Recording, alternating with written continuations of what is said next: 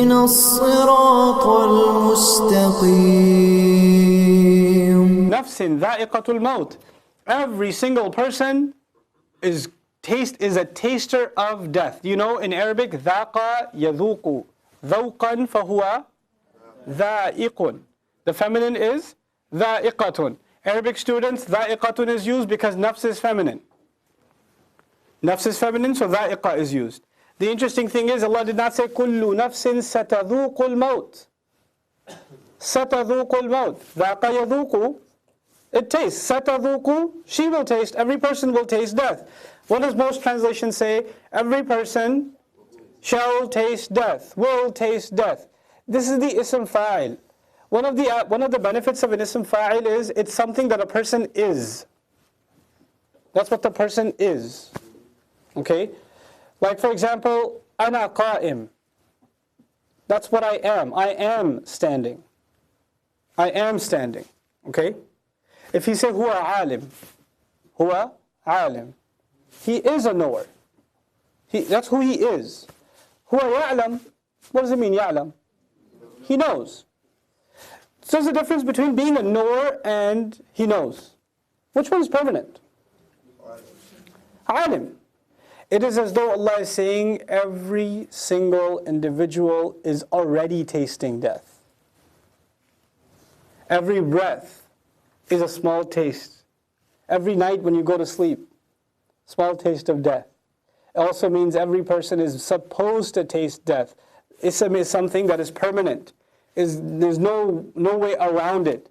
Is tasting death. Absolutely. Sometimes we use the present tense to talk about something in the future as a guarantee and as a threat. You tell your child, you are going to school tomorrow, and that's final. You don't say, you will go to school tomorrow. What did you just say? You are going to school tomorrow. But it was tomorrow. But you said you are. It's an issue of threat. You are tasting death. Every person is tasting death. That's final. It's a verdict. كُلُّ نَفْسٍ ذَائِقَةُ الْمَوْتِ وَإِنَّمَا تُوَفَّوْنَ أُجُورَكُمْ يَوْمَ الْقِيَامَةِ. And you will only really be given your compensations in full, meaning we are given some of our compensation here. Good deeds and bad deeds, some of its benefits we taste here. The full taste is only on the day of resurrection. فَمَنْ زُحْزِحَ عَنِ النَّارِ.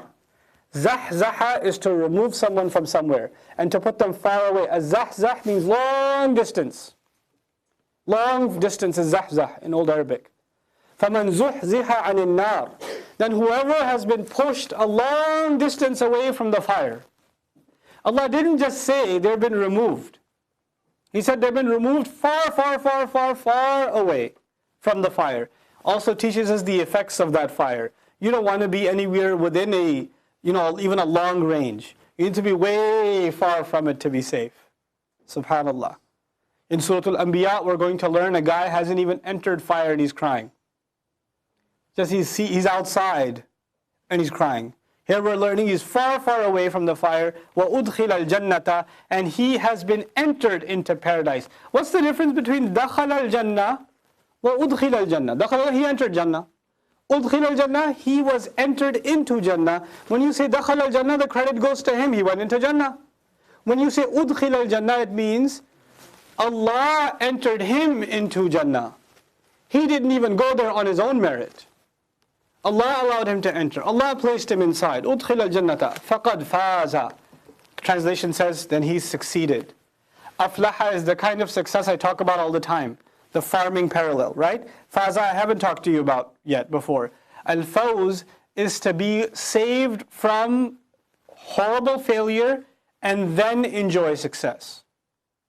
When you're saved from failure and then good stuff comes your way, a combination of both of those things is Al-Fawz. Allah says, who's ever been saved and then rescued, what's the perfect word here? فَقَدْ فَاز. Then that's what Fawz is. That's the dictionary meaning of Faz now. You know, Faz is to have something good, and being saved from something bad couldn't be something worse than Jannah, hellfire, Jahannam, and couldn't be something better than Jannah. That's what Faz is supposed to be. Then this is the person who's attained real success. وَمَا الْحَيَاةُ الدُّنْيَا. And what is closer life, the closest life, worldly life, inferior life, these are meanings of dunya. إِلَّا مَتَاعُ الْغُرُورِ, except means of deception, means by which people get deluded. Let's talk about ghurur. Because we read khada' before also. يُخَادِعُونَ Allah, they try to deceive Allah, right? And now we're reading غَرْ. غَرَّ يَغُرُّ. So what does ghurur mean? And by the way, one of the names of shaitan is al-gharur. Gharur. Okay? That's the ism mubalagha. That's the kind of sarf I haven't taught you yet. You've only known fa'al. There's also fa'ul. Like ghafur, and in this case, gharur, right? But this is not gharur, this is ghurur. Ghurur is when someone cons you taking advantage of the fact that you weren't paying attention. You were ghafil. A guard is not paying attention, somebody slips by and steals or whatever. This is a kind of gharur. Or ghurur, sorry. This is kind of ghurur. When you get taken advantage of because you're not paying attention, you know those games in the city, we used to have this all the time outside, street vendors, right? They'll put a coin under a cup and they'll have 3 cups and they'll move them around, right? This is a kind of ghurur. People cheat in games of cards and things like that. Guys not paying attention, so they cheat. This is kind of ghurur. Allah says worldly life is nothing but a means that makes you, deceives you because you're not really paying attention. Because if you really paid attention, then it wouldn't be able to get a hold of you. But you get distracted by it, you get immersed in it, you start thinking it itself is success. It's all an indication of you being ghafil, you being a heedless, because it's a product of that. They're both connected. You can't be deceived if you're paying attention. If you're sharp on your toes, then you can't be deceived. So Allah says worldly life amounts to nothing but devices, mata', utilities, that are used to deceive. That's all they're used to do for those who don't pay attention. May Allah not make us from these people. لَتُبْلَوُنَّ فِي أَمْوَالِكُمْ وَأَنفُسِكُمْ. You are definitely going to be tested. There is no doubt about it, you will be tested. So first guarantee Allah gave us is you're going to die. Second guarantee Allah gave us is before death comes to you, you will be deceived. And deceived or not, all of that is part of a test and there's no escape from that test. لَتُبْلَوُنَّ بَلَا يَبْلُو بَلَا يَبْلُو بَلَاءً فَهُوَ. What's going on? غافلون بلا يبلو بلاء فهو بال بليا يبلى. Now wait, stop at يبلى. هو يبلى هما يبليان أنتم تبلون تبلون. Now listen, تبلون, the heavier form تبلون, the heaviest form تبلون, the super awesome crazy heaviest form لا تبلون. You will definitely be tested, and it's the present mudari' form implying over and over and over and over again. You will go through exhausting tests in terms of what?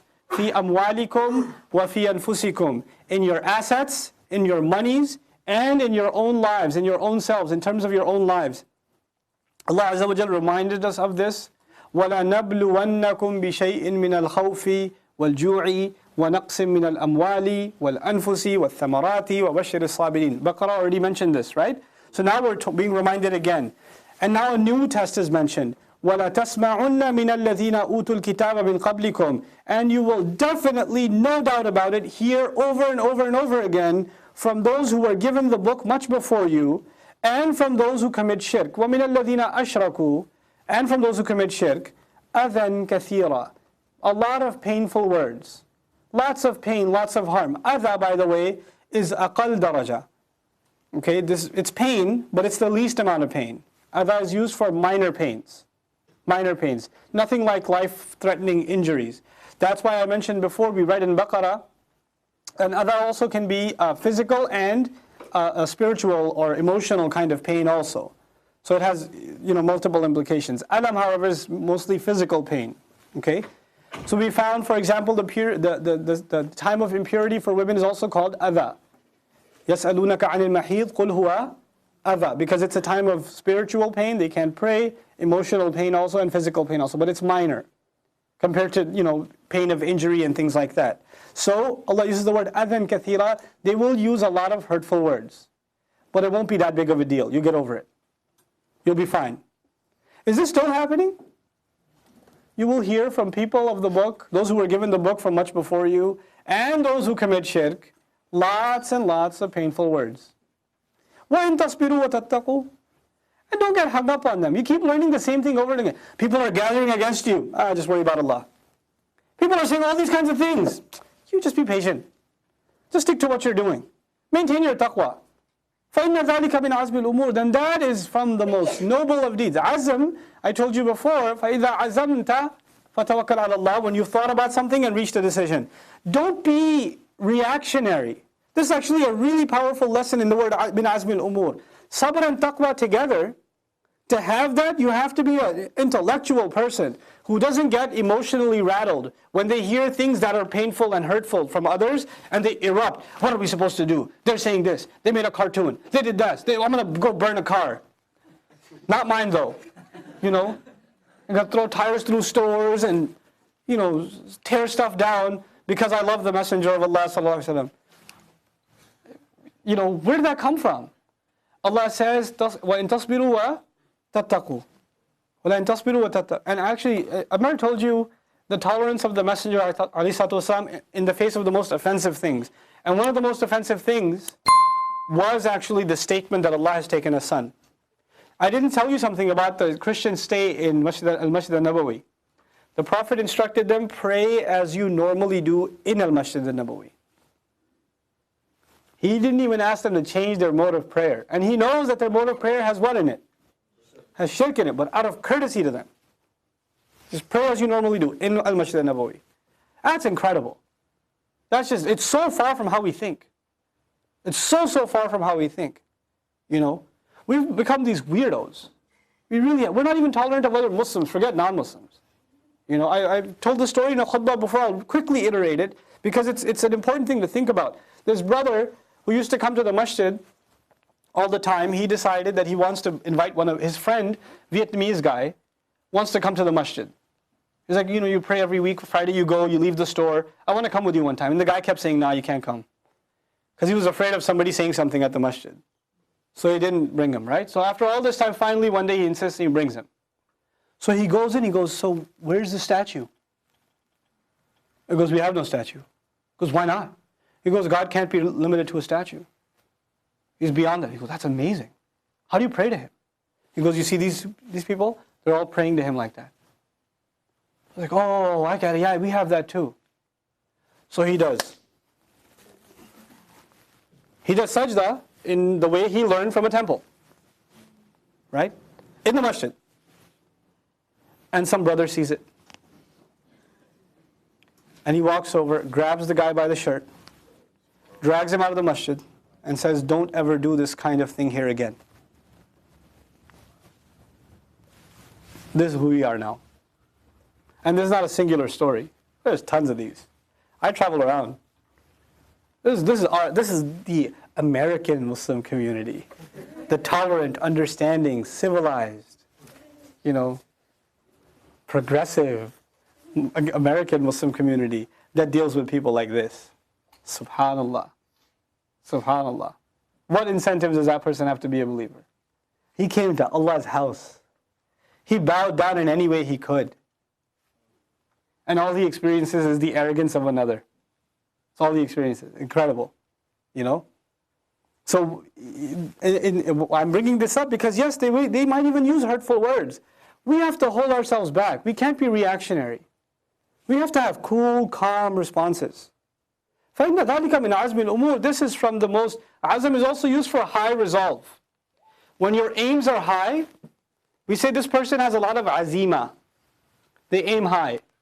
They don't think small, they think big. They have high goals in life. They want to accomplish great things. This is a person of azima.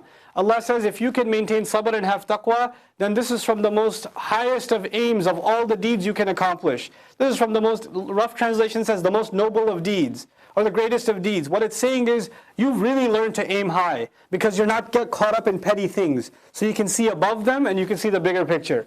You know how to think big. You're not caught up in petty stuff. This is something the ummah needs so badly, especially young Muslims need so badly, to see beyond the smoke screen, see through that clearly and see what really we're supposed to be aiming for. What higher goals this deen has and how we're supposed to be a part of making them happen. وَإِذْ أَخَذَ اللَّهُ مِيثَاقَ الَّذِينَ أُوتُوا الْكِتَابَ. And when we took the contract, the mutually understood contract of the people of the book, لَتُبَيِّنُنَّهُ لِلنَّاسِ. You will definitely be clarifying the book itself for the people. وَلَا تَكْتُمُونَهُ. And you will not be hiding it, while not hiding it. لَتُبَيِّنُنَّهُ لِلنَّاسِ was emphasized. لَا تَكْتُمُنَّ was not emphasized as much. Why? Because if you do the first, there's no need to emphasize the second. There's no need to emphasize. You won't be doing that, obviously. If you do the first, then the second's impossible. So it's not even put in لَا تَكْتُمُوهُ. Don't hide it. It's not even put in forbidding form. It's just obviously then you won't be doing the hiding. Because the clarification you are emphasizing so much. We're learning from the previous nation, their job was to clarify and clarify and clarify their book. To teach and teach and teach and teach their book. Where is that in the culture of the Muslims today? What has happened to that culture? Well, how many maybe we have one obscure halaqah somewhere of tafsir going on somewhere, but our kids, our women, our men, non-Muslims, public libraries, universities, classrooms, media, public TV stations, we should be teaching Quran in every form we can find, clarifying it to people. Not to answer their questions, but to ask the questions Allah wants us to. لَتُبَيِّنُنَّهُ لِلنَّاسِ وَلَا تَكْتُمُونَهُ فَنَبَذُوهُ وَرَاءَ ظُهُورِهِمْ. Then they threw it behind their backs. The question is, what did they throw? You could argue that, you can answer that question with the book itself. They threw the book behind their back, right? But you can also say the who here goes back to the amr, the mithaq. They threw the command, the contract of clarifying the book behind their back. It's one thing to ignore the book. It's an additional crime to ignore the responsibility you have to the book to clarify it to humanity. فَنَبَذُوهُ وَرَاءَ ظُهُورِهِمْ وَاشْتَرَوْا بِهِ ثَمَنًا قَلِيلًا. And they sold it off for a very small price. Either they sold the book off, they sold out on the book, or they sold out of that responsibility for a very small gain. A lot of times people talk about da'wah and they're, yes, we should be strategic in da'wah and there are considerations and there are levels in da'wah. And a lot of times we don't understand that and we get a little jumpy with da'wah work. Even though I have very little time in this session left, but I'll just give you a quick outline. Our character and our business dealings and our personal behavior is da'wah level 1, right? The honesty and integrity of our institutions and our community affairs is da'wah level 2. Our ability to clarify the teachings of the religion in media outlets and then this is to make Islamic educational resources as accessible to Muslims as they are to non-Muslims is da'wah level 3. And then above that you have a friend who the right opportunity presents itself. You have a personal relationship with them, you know them, they know you, and then the opportunity presents itself and you got a chance to bring up something about the deen. That's da'wah level 4. And if that was happening, there's enough of us that there would be a stir in the society. There would be a stir. And there are other levels, but what do we go straight to? Let's go to the mall and talk to random strangers and say, hey, Islam, come on. Right? We go straight to that. And even when they do become Muslim, what do we have for them to offer? Right? It's a problem. How we've thought about da'wah not in a deep way. In an institution that's a part of our life, it's part of the mithaq we have with Allah. That's something we have to take care of, something we have to really guard, like a garden is taken care of by its gardener. So, وَاشْتَرَوْا بِهِ ثَمَنًا قَلِيلًا فَبِئْسَ مَا يَشْتَرُونَ. Then what a horrible trade they make. Just a little bit of vocabulary for you guys. There's sa'a and bi'sa. Right? Sa'a means something terrible. It's from the af'al al-ta'ajjub. And bi'sa is also from the af'al al-ta'ajjub. Verbs that are used to express disgust. These are verbs in Arabic that are used to express disgust. Bi'sa is used when something is unacceptable. When something is,